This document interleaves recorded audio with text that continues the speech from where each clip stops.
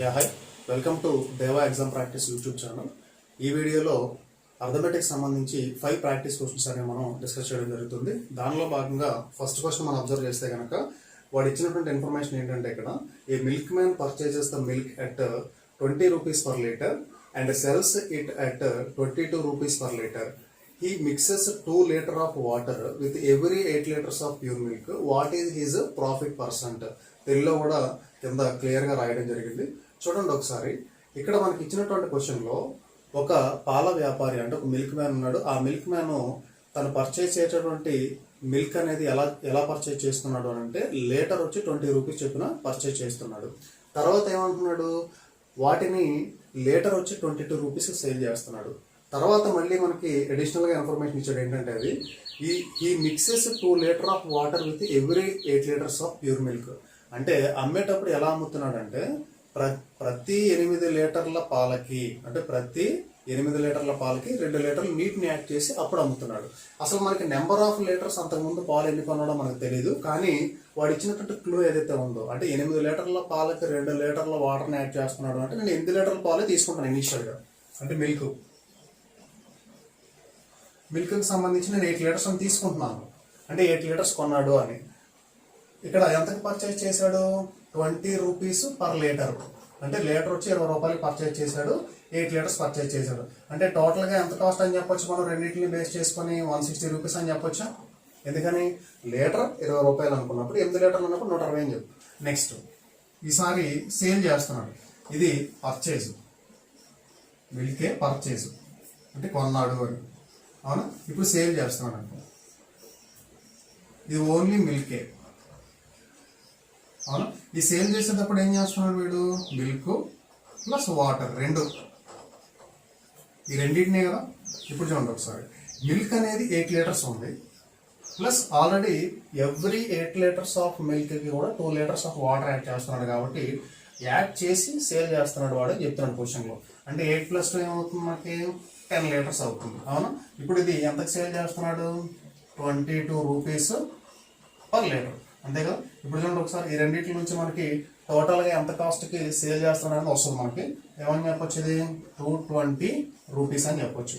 అంటే దీన్ని బట్టి కాస్ట్ ప్రైస్ ఏమో 160 రూపీస్, సెల్లింగ్ ప్రైస్ ఏమో 220 రూపీస్. ఈ రెండింటికి ఉన్న డిఫరెన్స్ మనకి, ఈ డిఫరెన్స్ని మనం ప్రాఫిట్ కానీ లేదంటే లాస్ కానీ అంటాము. మరి ప్రాఫిట్ ఎప్పుడు వచ్చింది, లాస్ ఎప్పుడు వచ్చింది అని అంటే కాస్ట్ ప్రైస్ అనేది తక్కువగా ఉన్నప్పుడు, సెల్లింగ్ ప్రైస్ అనేది ఎక్కువగా ఉన్నప్పుడు ప్రాఫిట్ వస్తుంది. లాస్ ఎప్పుడు వస్తుంది, కాస్ట్ ప్రైస్ ఎక్కువగా ఉండాలి, సెల్లింగ్ ప్రైస్ తక్కువగా ఉండాలి, అవునా. చూడండి ఒకసారి, ప్రాఫిట్ వచ్చింది అంటే ఖచ్చితంగా సెల్లింగ్ ప్రైస్ అనేది ఇలా ఉంటుంది. నెక్స్ట్ లాస్ వచ్చింది అన్నప్పుడు కాస్ట్ ప్రైస్ అనేది ఇలా ఉంటుంది, ఓకేనా. కాబట్టి దాని నుంచి మనం అర్థం చేసుకుంటే కనుక ప్రాఫిట్ వచ్చిందని చెప్పొచ్చు. ఎంత వచ్చిందంటే 60 రూపీస్ వచ్చింది. ప్రాఫిట్ పర్సంటేజ్ చెప్పాలి. ప్రాఫిట్ పర్సంటేజ్ అనేది 60/160 × 100, అంతే కదా. ప్రాఫిట్ వచ్చింది దేని మీద రావాలి, కాస్ట్ ప్రైస్ మీద. ప్రాఫిట్ వచ్చినా లాస్ వచ్చినా కాస్ట్ ప్రైస్ మీద వస్తుంది, ఓకే. దీని నుంచి మనం క్యాన్సిల్ చేసుకుంటే కనుక 37.5% అనేది ప్రాఫిట్. అంటే ఈ సింబల్ అనేది దేనికి ఇండికేషన్ అంటే ప్రాఫిట్కి మనం ఇండికేషన్ అని చెప్తాం, ఓకేనా.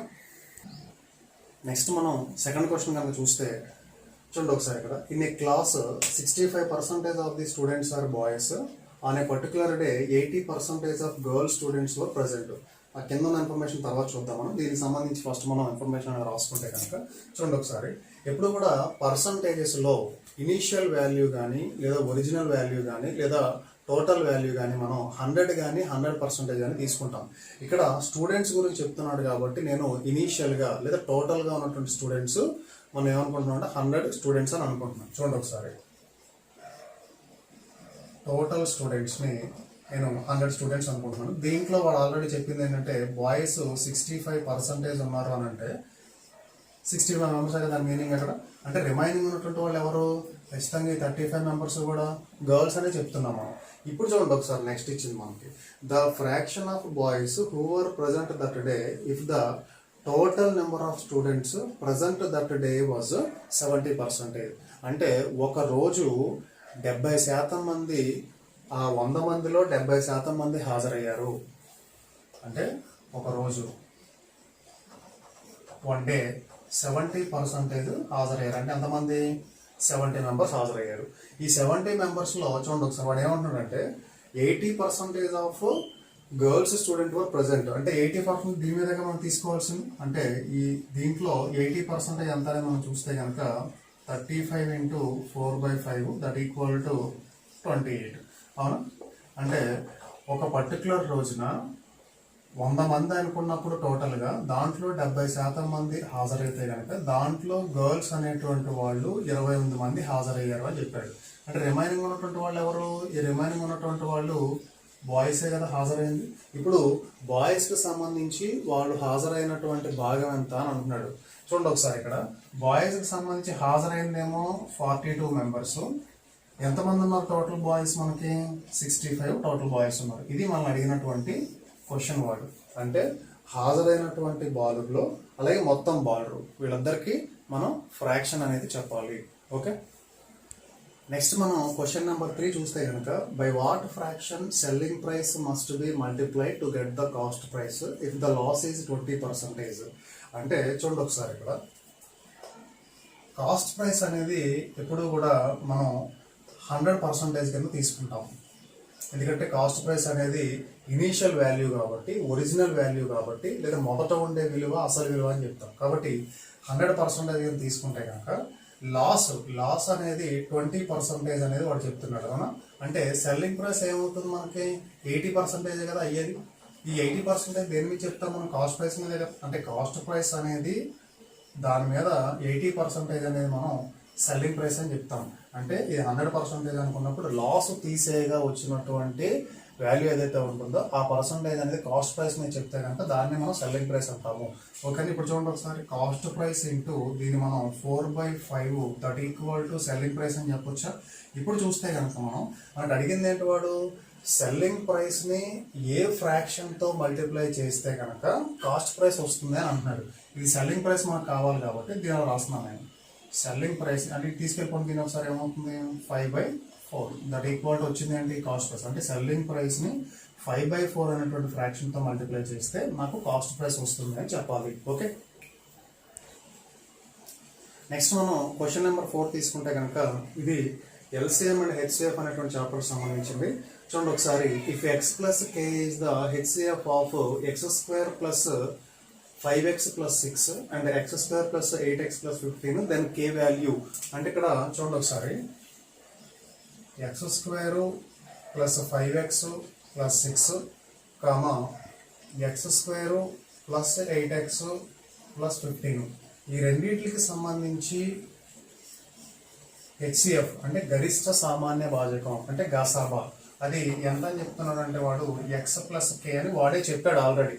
ఇక్కడ చూడండి ఒకసారి ఇక్కడ మనకి 2 ఈక్వేషన్స్ కనపడుతున్నాయి కదా. వీటిని మనం ఫ్యాక్టరైజేషన్ ద్వారా మనం ఫ్యాక్టర్స్ ఫైండ్ అవుట్ చేస్తే కనుక ఏమని చెప్పొచ్చు? దీనికి x² plus 3x plus 2x plus 6 అంతే కదా. రెండింటిని యాడ్ చేస్తే 5x రావాలి. ఈ రెండింటిని మల్టిప్లై చేస్తే మనకి ఇక్కడ 6 రావాలి. అవునా? ఇట్లా తీసుకున్నప్పుడు ఇది x ప్లస్ 3 తర్వాత ఇక్కడ x ప్లస్ 2 అలాగే ఇక్కడ కూడా చూడండి ఒకసారి x² ప్లస్ దీన్ని ఏమో రాసుకోవచ్చు మనం అంటే ఇక్కడ దీన్ని స్ప్లిట్ చేసి యాడ్ చేస్తే కనుక మనకి 8 రావాలి.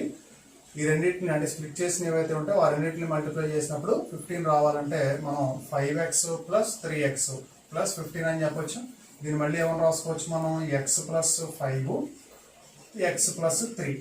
ఇప్పుడు చూడండి ఒకసారి ఈ రెండింటికి హైయెస్ట్ కామన్ ఫ్యాక్టర్ అంటే అసలు ముందు కామన్ ఫ్యాక్టర్ ఏముంది? కామన్ ఫ్యాక్టర్ x ప్లస్ 3 ఉంది. అదే హైయెస్ట్ కామన్ ఫ్యాక్టర్ అవుతుంది. ఇక్కడ ఉన్నది ఒకటే కాబట్టి ఫ్యాక్టర్ అక్కడ దాన్ని మనం ఇక్కడ హైయెస్ట్ కామన్ ఫ్యాక్టర్ కింద తీసుకుంటున్నాం. అవును, చూడండి ఒకసారి అంటే హెచ్సిఎఫ్ అనేది ఎంత వచ్చింది అని అంటే కనుక ఈ x ప్లస్ 3 వచ్చింది. అది దేనికి ఈక్వల్ అని చెప్తున్నాడు వాడు క్వశ్చన్లో? x ప్లస్ కేకి ఈక్వల్ అని చెప్తున్నాడు. అంటే x ప్లస్ 3 అయినా x క్యాన్సిల్ అయితే కనుక k వాల్యూ ఎంత అని చెప్పొచ్చు? మనం 3 అని చెప్పొచ్చు. ఓకే, ఇది 4th క్వశ్చన్ సంబంధించి ఆన్సర్ మనకి. నెక్స్ట్ మనం క్వశ్చన్ నెంబర్ 5 చూస్తే కనుక ఇది సింపుల్ ఇంట్రెస్ట్కి సంబంధించిన క్వశ్చన్. ఇది చూడండి ఒకసారి 56 rupees amounts to 84 rupees in 2 years, 77 rupees 50 paisa amounts to in 4 years at the same rate of interest per annum. అంటే వాడు ఇచ్చిన క్వశ్చన్ ఏంటంటే మనకి ప్రిన్సిపల్ అనేది 56 రూపీస్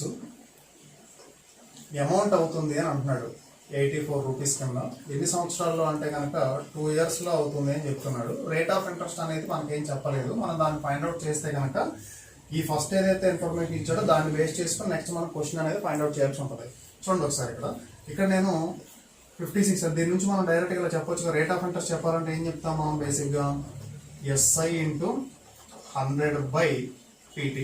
అదే కదా SI అంటే మనకి ఇక్కడ ఏమని చెప్పొచ్చు, ఈ రెండింటికి ఉన్న డిఫరెన్స్ కదా SI అనేది. ఇక్కడ ఎంత ఇది 28 రూపీస్ అవునా. అంటే ఇది 28 ఇంటూ 100/56 ఇంటూ టైం పీరియడ్ వచ్చి మనకి 2 అని చెప్తాం అవునా. దీంట్లో ఇది 2 టైమ్స్ అయినా 2 2 × 4 అన్నప్పుడు 25% అనేది రేట్ ఆఫ్ ఇంట్రెస్ట్ కింద రావడం జరిగింది. ఇప్పుడు చూడండి ఒకసారి, అంటే ఇక్కడ దీన్ని మనం 2 అప్రోచెస్లో డిస్కస్ చేద్దాము. ఒకటి ఏంటంటే జనరల్గా ఏ రకంగా చేస్తామని చూస్తాము, తర్వాత లాజికల్గా ఏ రకంగా మనకు వస్తుందని అది తర్వాత చూద్దాము మనం. ఇప్పుడు మనకి రేట్ ఆఫ్ ఇంట్రెస్ట్ అనేది 25% వచ్చింది అవునా. ఇప్పుడు చూడండి ఒకసారి 77.5 రూపీస్ అనేది టైం పీరియడ్ వచ్చి 4 ఇయర్స్ అని చెప్పాడు. రేట్ ఆఫ్ ఇంట్రెస్ట్ వచ్చి మనకి ఇందాక వచ్చింది ఆల్రెడీ. ఎంత వచ్చింది 25% అనేది వచ్చింది. అమౌంట్ ఎంత అవుతుందో చెప్పాలి మనం. అమౌంట్ అనేది ఎంత అవుతుందో చెప్పాలి. చూడండి ఒకసారి ఇక్కడ ఇందాకట్లాగా మనం SI ఫైండ్ అవుట్ చేసి అమౌంట్ అంటే P ప్లస్ SI అంటే ప్రిన్సిపల్కి SIని యాడ్ చేస్తే కనుక వచ్చేది మనం అమౌంట్ అని చెప్తాం. అంటే ఇక్కడ మనకు ఆల్రెడీ ప్రిన్సిపల్ ఉంది కాబట్టి SI అనేది అంటే సింపుల్ ఇంట్రెస్ట్ అనేది బార్వర్డ్ అనేది 4 సంవత్సరాలకి ప్రిన్సిపల్ మీద ఎంతో ఫైండ్ అవుట్ చేసి ఆ ప్రిన్సిపల్కి ఆ బార్వర్డ్ని యాడ్ చేస్తే కనుక మనకి అమౌంట్ వస్తుంది. అలా చేసుకోవచ్చు. లేదంటే డైరెక్ట్గా పర్సంటేజ్లో మనం చేసుకోవాలనుకున్నప్పుడు ఇది ఎప్పుడు కూడా 100% అని చెప్తాం కాబట్టి ఇక్కడ చూడండి ఒకసారి 1 ఇయర్కి అంటే రేట్ ఆఫ్ ఇంట్రెస్ట్ ఎప్పుడు కూడా 1 ఇయర్కైనా చెప్తాము. 1 ఇయర్కి 25% అయితే 4 ఇయర్స్కి ఎంత అవుతుందంటే ఈ రెండింటి మీద 100% అవుతుంది అవునా. అంటే ఇప్పుడు టోటల్గా అమౌంట్ ఎంత అవుతుంది 100 + 100 అంటే 200% అవుతుంది. చూడండి ఒకసారి ఇదేమో ప్రిన్సిపల్, అమౌంట్ వచ్చి 200% అవుతుంది అవునా. అంటే ఇక్కడ మనకి 77.5 రూపీస్ అని చెప్పారు. ఇక్కడ చూడండి ఏం జరిగింది, ఇక్కడ ఇంటూ 2నేగా జరిగింది. అంటే ఇక్కడ కూడా ఏం జరగాలి ఇంటూ 2. అప్పుడు ఇప్పుడు వచ్చే ఆన్సర్ ఏంటి మనకి 155 రూపీస్ అనేది ఆన్సర్ కింద రావడం జరుగుతుంది. అంటే మనం ప్రిన్సిపల్ అనేది 100% కింద కన్సిడర్ చేస్తాము. 1 ఇయర్కి రేట్ ఆఫ్ ఇంట్రెస్ట్ అనేది 25%, 4 ఇయర్స్కి 100% అవుతుంది. అంటే ఇది మనకి SI. ఈ రెండింటిని కూడా మనం SI అనేది పర్సంటేజెస్లో ఎక్స్ప్రెస్ చేస్తే కనుక P × R% అని చెప్తాం మనం. అంటే ప్రిన్సిపల్ పర్సంటేజ్లో ఉంది, SI కూడా మనకి పర్సంటేజ్లో ఉంది. రెండింటిని యాడ్ చేస్తే వచ్చే అమౌంట్ కూడా పర్సంటేజ్. అంటే పర్సంటేజెస్లో ప్రిన్సిపల్ 100%, అమౌంట్ 200%. రూపీస్లో తీసుకుంటే కనుక 77.5 రూపీస్ అని చెప్పాము. అదే మనకి అమౌంట్ అనేది రూపీస్లో చెప్పాలంటే ఇది ఇంటూ 2 అయింది కాబట్టి ఇది కూడా ఇంటూ 2 అయితే 155 రూపీస్ అని చెప్పాం. ఇది మనం జనరల్గా క్లియర్గా అర్థం చేసుకోవచ్చు. నెక్స్ట్ లాజికల్గా ఏ రకంగా మనం అర్థం చేసుకోవచ్చో చూద్దాం ఒకసారి. నెక్స్ట్ మనం లాజికల్గా ఇదే క్వశ్చన్ డిస్కస్ చేస్తే కనుక చూడండి ఒకసారి, ప్రిన్సిపల్ అనేది 56 రూపీస్ ఇచ్చాడు. 2 ఇయర్స్లో ఒక రేట్ ఆఫ్ ఇంట్రెస్ట్కి అది 84 రూపీస్ అమౌంట్ కింద చేంజ్ అవుతుందని వాడే చెప్పాడు. నెక్స్ట్ 77.5 రూపీస్ అనేది 4 ఇయర్స్లో అదే సేమ్ రేట్ ఆఫ్ ఇంట్రెస్ట్కి ఎంత అమౌంట్ అవుతుంది అనేది మనల్ని అడిగాడు అవునా. ఇక్కడ చూడండి ఒకసారి, ఇక్కడ 2 ఇయర్స్ ఉంది, ఇక్కడ 4 ఇయర్స్ ఉంది. ఇక్కడ రేట్ ఆఫ్ ఇంట్రెస్ట్లో మాత్రం సేమే. ఇక్కడ నేను ఏం చేస్తానంటే టైం పీరియడ్స్ కూడా సేమ్ చేసుకుంటాను. టైం పీరియడ్స్ ఎలా సేమ్ చేసుకుంటానంటే చూడండి ఒకసారి, ఇక్కడ 2 ఇయర్స్కి ఇంట్రెస్ట్ ఏమని చెప్తున్నాం జనరల్గా దీనికి ఉన్న డిఫరెన్స్ కదా ఇంట్రెస్ట్ అనేది. ఎంత సింపుల్ ఇంట్రెస్ట్ అనేది మనకి 28 అని చెప్పాం మనం, అంతే కదా. 28 అనేది 2 ఇయర్స్కి అవునా. మనకి ఇక్కడ 4 ఇయర్స్ అంటున్నాడు. అంటే ఇక్కడ 4 కింద మనం రాసుకోగలిగితే కనుక దీనికి ఏం చెప్పాలి, ఇక్కడ 2 ఇయర్స్కి వచ్చినప్పుడు 28 అనేది సింపుల్ ఇంట్రెస్ట్ వచ్చింది మనకి అవునా. అంటే ఇక్కడ అమౌంట్ అనేది మనం 4 ఇయర్స్కి రాసుకుంటున్నాం. ఇది అమౌంట్ అనేది 2 ఇయర్స్కి, ఇది అమౌంట్ అనేది 4 ఇయర్స్కి. 4 ఇయర్స్కి ఎంత అవుతుంది అంటే ఆల్రెడీ 84 ప్లస్ ఇంకో 2 ఇయర్స్కి ఎక్స్ట్రాగా వచ్చే ఇంట్రెస్ట్ అనేది మనం యాడ్ చేస్తాం. ఎంత 2 ఇయర్స్ అనుకున్నాం మనం 28. అంటే ఎంత అవుతుందో టోటల్గా మనకి ఇది 1112 రూపీస్. సింపుల్. చూడండి ఒకసారి, ఇక్కడ 56 రూపీస్ అయ్యింది అంటే ప్రిన్సిపల్, ఇదేమో అమౌంట్. అంటే సేమ్ రేట్ ఆఫ్ ఇంట్రెస్ట్కి, అంటే ఇది time period and rate of interest రెండూ కూడా సేమే అవునా. దాని మీద ఇది ఏమొచ్చిందంటే మనకి 112 రూపీస్ వచ్చింది, అవునా.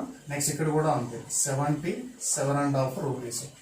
దీని మీద ఎంత వస్తుంది అమౌంట్ అనేది 4 years మనకు కావాల్సిన రిక్వైరింగ్ ఆన్సర్ వస్తుంది కాబట్టి, అంటే క్వశ్చన్లో ఏదైతే చెప్తున్నాడో వాటిని మనకు కన్వీనియంట్ గా మన ఇన్ఫర్మేషన్ చేంజ్ చేసుకొని ఆన్సర్ ఫైండ్ అవుట్ చేయాలి, అవునా. ఇక్కడ ఏం జరిగింది ఇంటూ 2 నేనా, అంటే ఇక్కడ కూడా ఏం జరగాలి ఇంటూ 2. అప్పుడు ఏమని చెప్పొచ్చు ఇక్కడ ఆన్సర్ అనేది 155 రూపీస్ అనేది ఆన్సర్ కింద మనం చెప్పొచ్చు. అంటే 4 years కి ఈ ప్రిన్సిపల్ మీద మనం ఎంత అమౌంట్ వస్తుంది, అదే రేట్ ఆఫ్ ఇంట్రెస్ట్ కి అంటే 155 రూపీస్ అనేది అమౌంట్ వస్తుంది అని చెప్పాలి. ఓకే, ఇవి మనకి ఈ వీడియోలో 5 అర్థమెటిక్ ప్రాక్టీస్ క్వశ్చన్స్.